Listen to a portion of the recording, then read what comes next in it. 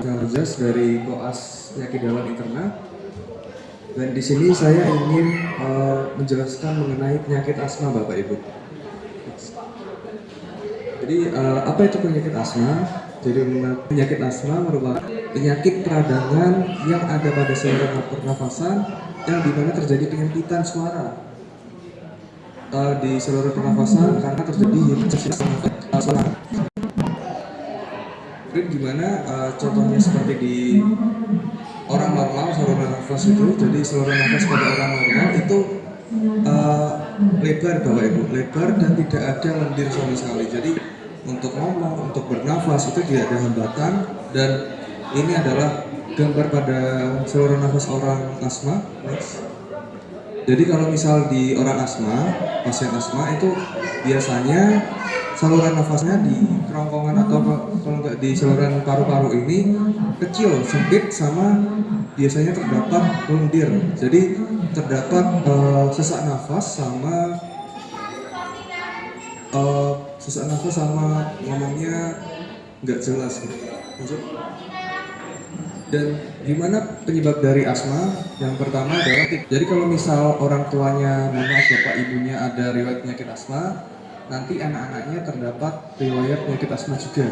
Kemudian yang kedua ada alergen, jadi alergennya nanti macam-macam, seperti bulu kucing, kemudian makanan-makanan, kemudian asap rokok dan lain-lain. Kemudian yang ketiga ada perubahan cuaca, kemudian makanan, aktivitas yang berlebihan, sehingga nanti kita capek dan kita mulai ngos-ngosan gitu. Kemudian ada polusi udara, infeksi saluran nafas, emosi yang berlebihan, sama zat kimia obat-obatan. Kemudian ini penyebab yang jarang orang ketahui. Jadi asma itu juga bisa dipengaruhi oleh tungau atau kutu yang ada di kasur, Bapak Ibu. Kemudian bagaimana gejala dari asma itu sendiri? Yang pertama, penderitanya itu tampak bernafasnya cepat dan dalam. Jadi cepat dan dalam. Jadi cepat, nafasnya cepat sama dalam. Waktu menarik nafas itu dalam banget, dan waktu bernafasnya itu cepat.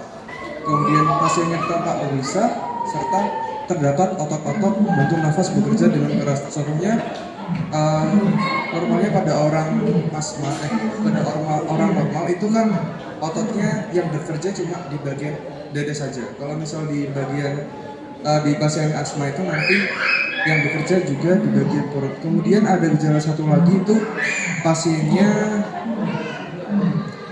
terdapat suara meni. Jadi meni itu pas narik nafas sudah suara nik-nik gitu, Bapak Ibu. Lanjut. Kemudian apa yang kita harus lakukan ketika mendapat pasien asma? Yang pertama Bapak Ibu lakukan adalah panggil bantuan, bisa berupa orang terdekat, bisa berupa ambulan atau tenaga medis lainnya.